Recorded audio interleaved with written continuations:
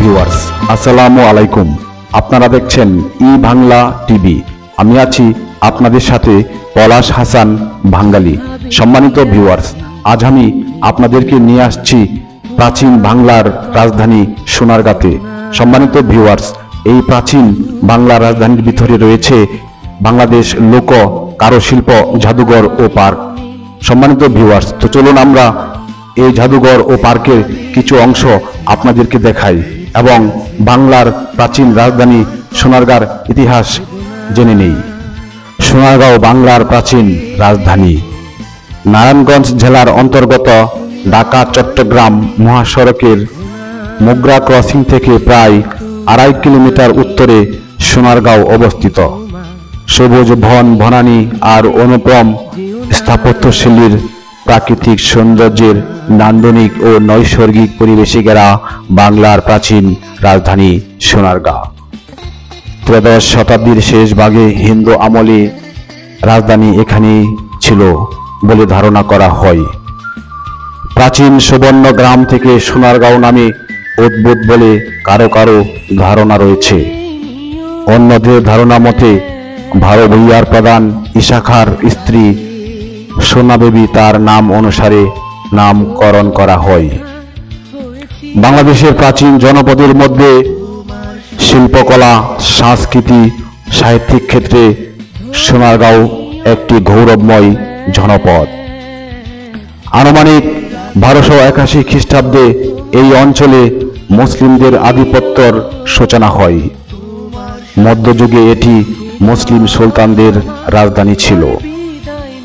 1610 খ্রিস্টাব্দে দিল্লির সম্রাট আওরঙ্গজেবের আমলে ঢাকা সুবে বাংলা রাজধানী হিসাবে ভূষিত হবার পূর্ব পর্যন্ত সোনারগাঁও ছিল পূর্ববঙ্গের রাজধানী।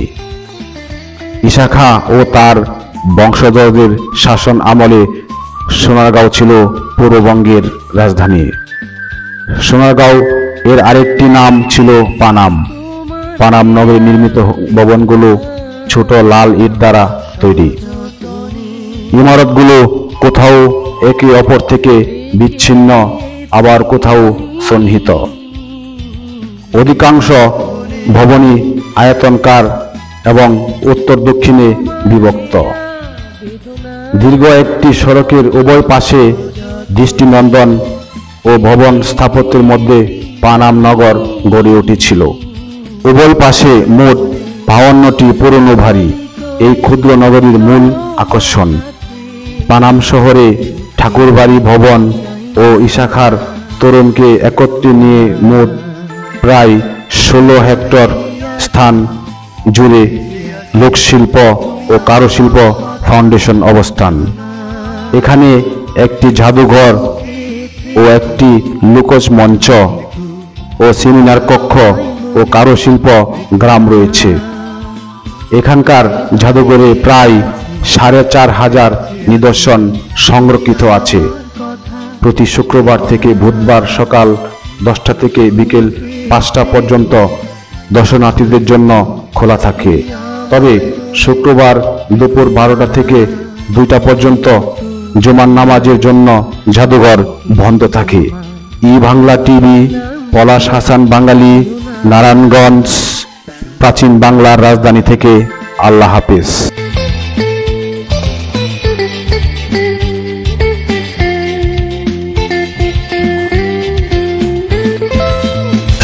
রূপসী দোহাই তোমার, তোমার ওই চোখের পাতা আমাকে কাজল লতার কালি করো। রূপসী দোহাই তোমার, তোমার ওই চোখের পাতা আমাকে কাজল লতার কালি করো। ও চোখে কত মধু, কেন যে শুধু শুধু, ও চোখে কত মধু, কেন যে শুধু শুধু আমাকে তোমার চোখে বালি করো। রূপসী দোহাই তোমার, তোমার ওই চোখের পাতা আমাকে কাজল লতার কালি করো।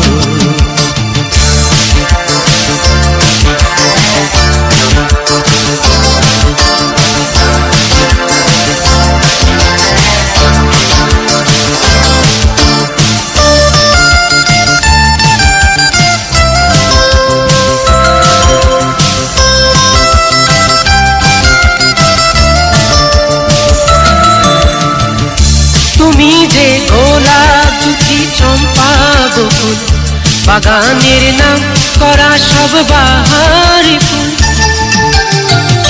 তুমি যে গোলাপ জুটি চম্পা বকুল বাগানের নাম করা সব বাহারি ফুল তোমাকে করব যত ফোটাবো মনের মতো তোমাকে করব যত ফোটাবো মনের মতো করো না আমায় তোমার মালিক করো রূপসী দোহাই তোমার তোমার ওই চোখের পাতা আমাকে কাজল লতা কালি করো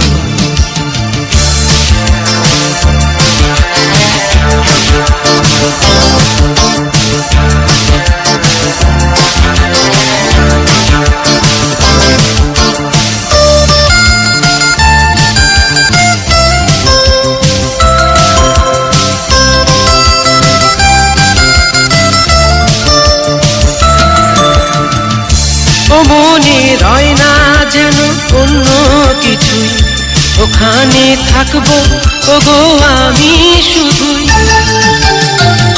ও মনে রয় না যেন অন্য কিছুই ওখানে থাকবো ওগো আমি শুধুই তোমার ওই ভালোবাসায় কাটাবো জীবন যে হায় তোমার ওই ভালোবাসায় কাটাবো জীবন যে হায় করো না মনটা তোমার খালি করো রূপসী দোহাই তোমার তোমার ওই চোখের পাতা আমাকে কাজল লতা কালি করো রূপসী দোহাই তোমার তোমার ওই চোখের পাতা আমাকে কাজল লতা কালি করো ও চোখে কত মধু কেন যে শুধু শুধু ও চোখে কত মধু কেন যে শুধু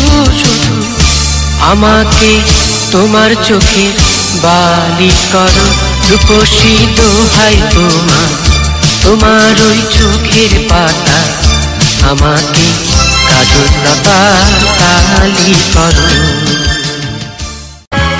প্রতিদান চায় না এমনও কিছু কিছু প্রেম হয় প্রতিদান চায় না এমনও কিছু কিছু প্রেম হয় কিছু প্রেম দূরে সরিয়ে যে দেয় দূর থেকে শুধু ভালোবেসে যায় প্রতিদান চায় না এমনও কিছু কিছু প্রেম হয়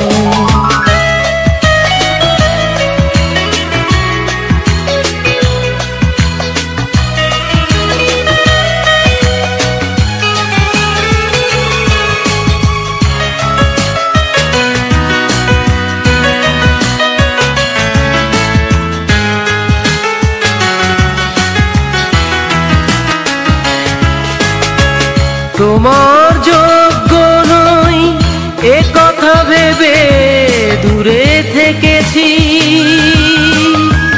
হাজার কষ্ট সয়ে ভাগ্যকে হাসি মুখে মেনেছি তোমার যোগ্য নই এ কথা ভেবে দূরে থেকেছি হাজার কষ্ট সয়ে ভাগ্যকে হাসি মুখে